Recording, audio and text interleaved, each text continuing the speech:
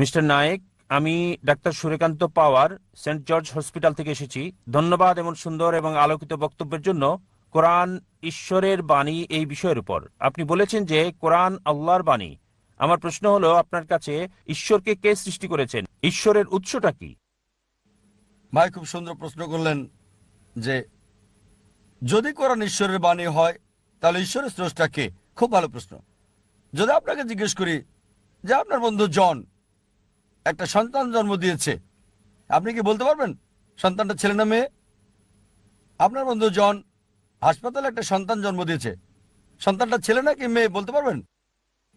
অনুমান করে বলেন। না, ছেলে না মেয়ে? বলতে পারছি না। সরি, অনুমান করতে পারছি না। চেষ্টা করেন। 50% হলো বলেন। হ্যাঁ, 50 ভাগ, অর্ধেক সম্ভাবনা। ঠিক আছে বলেন। ছেলে। ছেলে।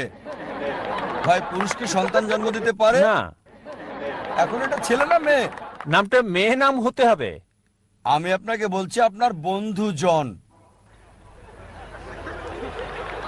আমি জানি না কোনো মহিলার নাম জন হয় কিনা। না, আমরা বলবো না। আচ্ছা আচ্ছা, ধরেন আপনার বন্ধু, ছেলে বন্ধু, সে হাসপাতালে গিয়ে একটা সন্তান জন্ম দিল। সন্তানটা ছেলে না মেয়ে? মেয়ে। পুরুষ কি সন্তান জন্ম দিতে পারে? না। এখন বুঝতে পেরেছেন, পুরুষ সন্তান জন্ম দিতে পারে না, তাহলে ছেলে না মেয়ে এই প্রশ্নটা আসে কি করে? তাই বলা হয়েছে ঈশ্বরকে কেউ সৃষ্টি করেনি।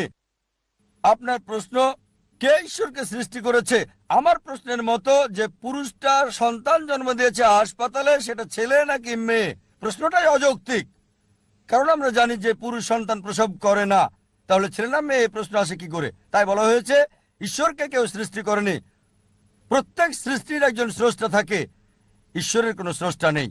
তাই নাস্তিকের সাথে তর্কের সময় কখনোই বলি না যে সবকিছুরই স্রষ্টা আছে। আমি বলি প্রত্যেক সৃষ্টির স্রষ্টা আছে, ঈশ্বর কোনো সৃষ্টি নয়। বলা হয়েছে যখনই আমি বলবো ঈশ্বরের স্রষ্টাকে, আর সে ঈশ্বর নয়। ولم يقل له كفوا احد।